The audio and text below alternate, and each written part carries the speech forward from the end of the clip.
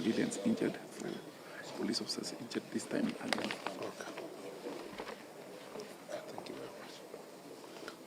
very much. Good evening, everyone. I hope you are ready. Okay, thank you very much.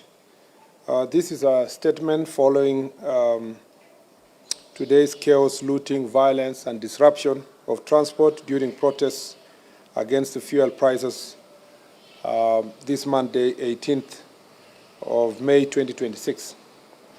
Our attention has been drawn to the chaos, violence, looting, and disruption of transport in the country today, ostensibly to protest high fuel prices. Even though our Constitution protects the right to demonstrate and picket, it is quite unfortunate that today's protests have once again been hijacked by political actors for political ends.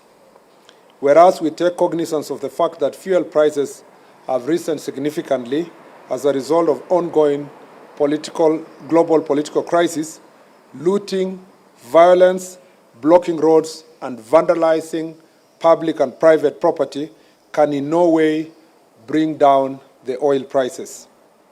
If anything, the disruption of transport and closure of business can only worsen the situation.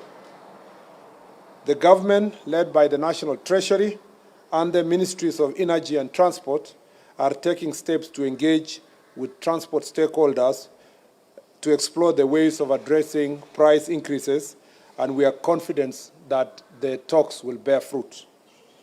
We are, however, concerned that although most parts of Kenya were peaceful, criminal elements in some parts have been mobilized and deployed by rogue politicians to target government projects, property, personal property, pro-government, and also property of pro-government leaders.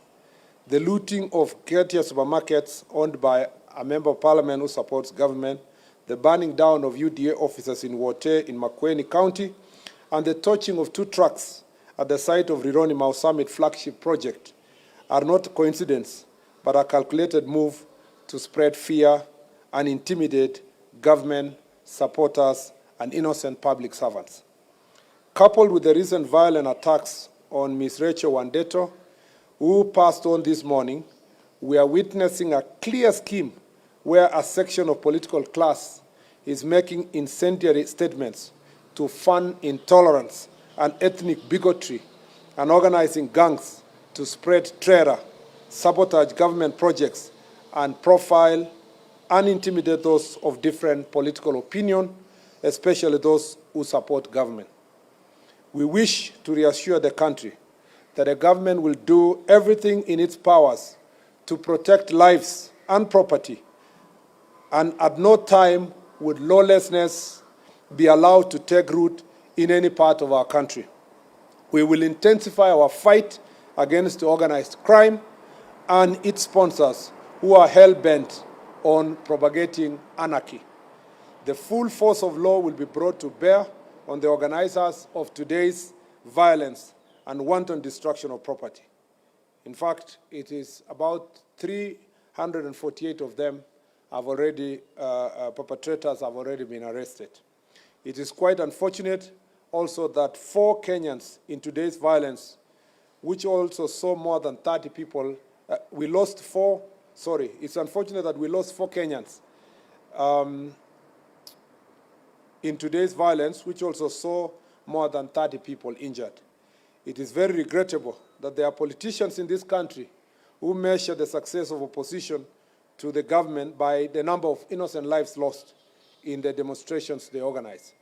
This is the lowest form of politics and the most wicked manifestations of self-interest. To the leaders who have been profiling Kenyans of different political opinion and calling them traitors, we shall hold you personally responsible for the lives lost and property destroyed as a result of your statements. You will be answerable now and in the future. I commend Kenyans who went about their business in peace, and actually, largely in most parts of the country, Kenyans went about their business in peace, but also there are some public transport owners who protested in peace by just keeping off the transport system without really interrupting other people's lives. And we regret, in some cases, disruption of transport and businesses that have been looted, including a supermarket in Naivasha, which, as by the time we were coming here, was still facing invasion by goons. Let us remain calm as Kenyans, as relevant government agencies address the issue of fuel prices.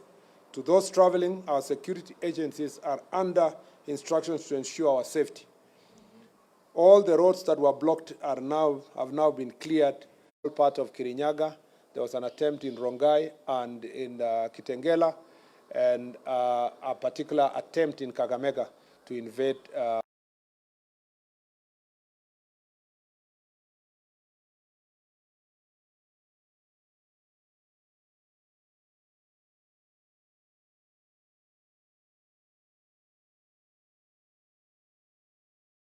I just wanted to know the 4 people who lost their lives, under what circumstances they lose.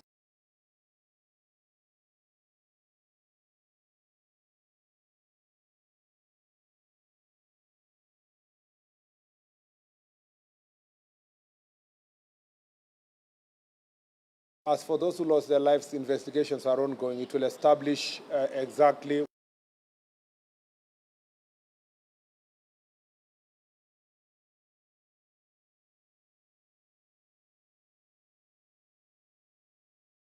civilians. So we leave that to the investigators to establish the exact situation, whether these are innocent civilians, innocent citizens, or were they criminals who died in the process of being apprehended or being dealt with. And on the question of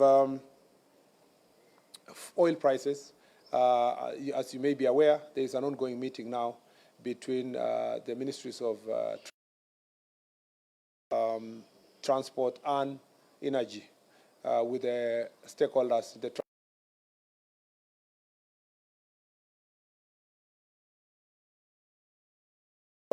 and the way forward on the question of oil prices. But, nobody is a visitor in Jerusalem.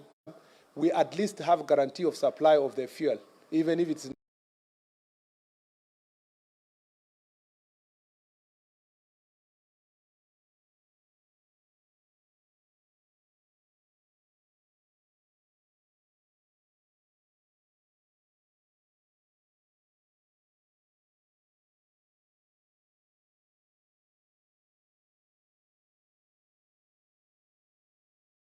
and I did it on the floor of the Senate.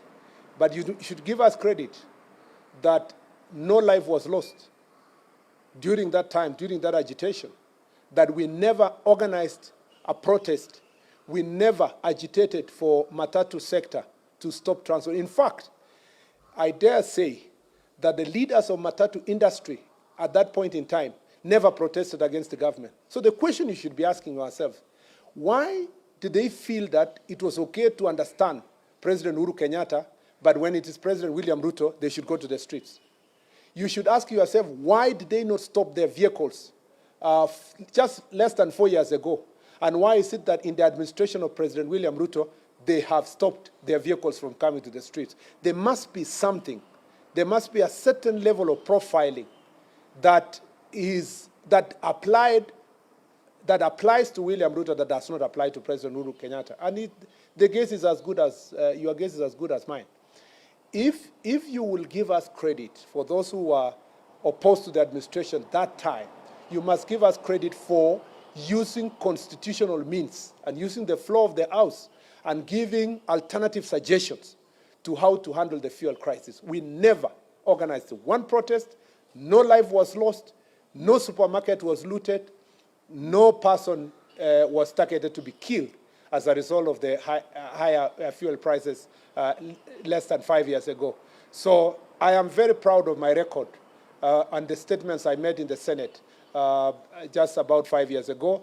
And I'm very proud of how President William Ruto handled his opposition to how government was running its affairs in the last 5 years. I wish current opposition would emulate him instead of organizing violence and so forth. And I am just asking the most simple thing.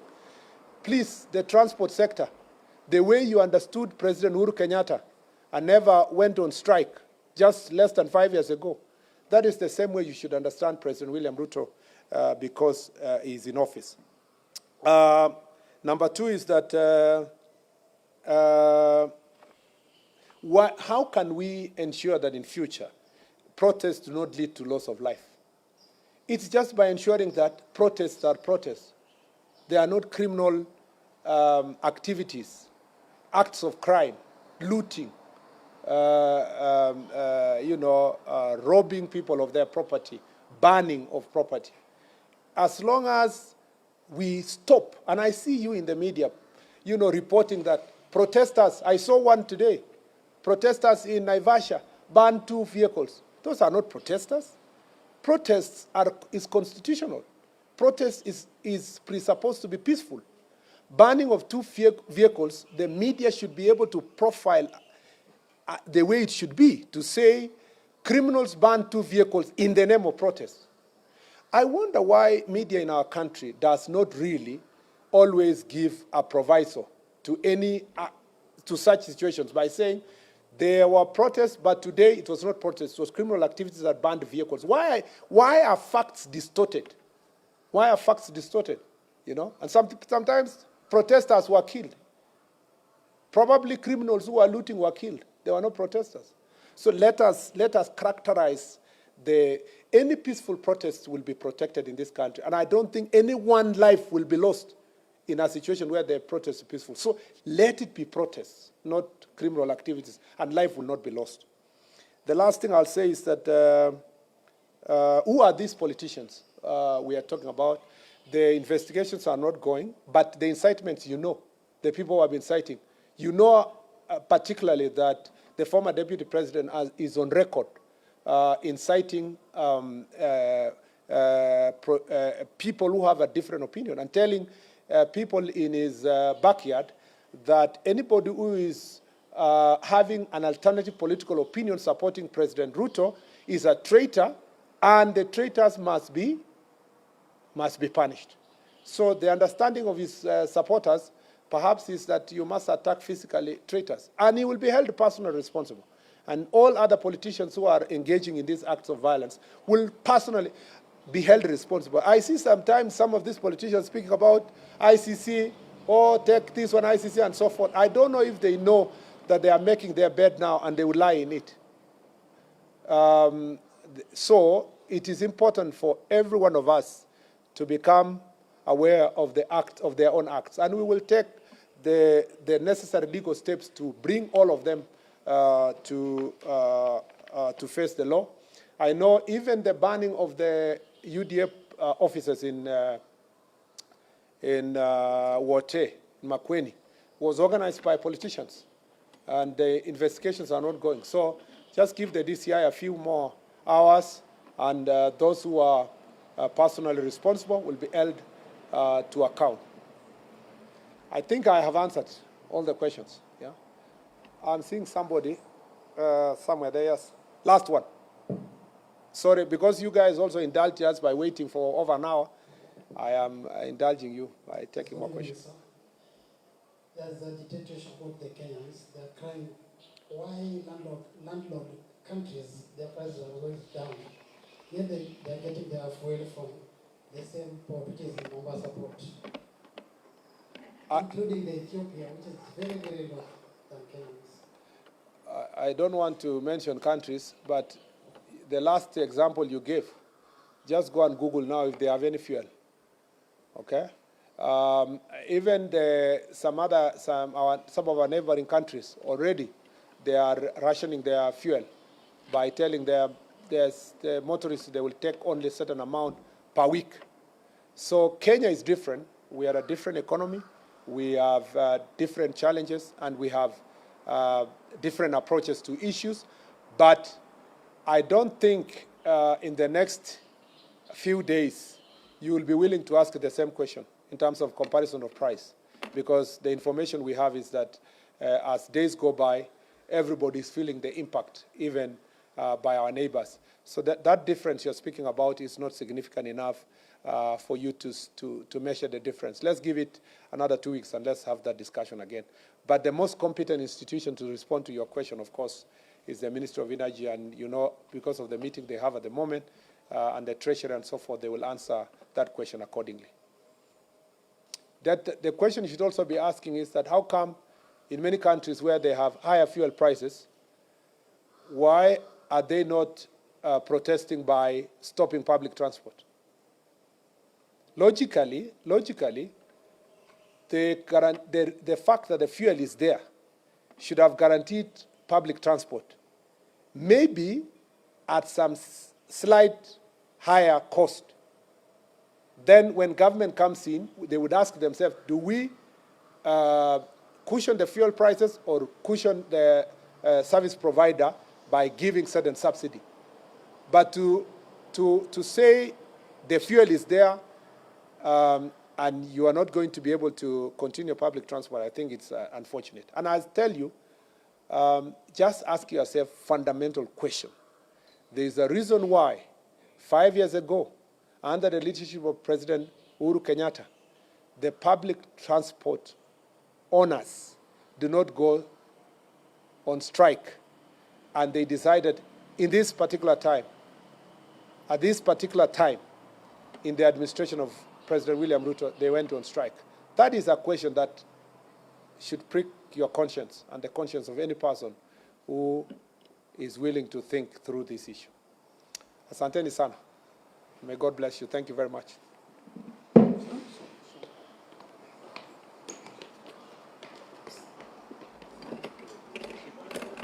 Yeah. You keep the tablet. Yeah. Phone line in here.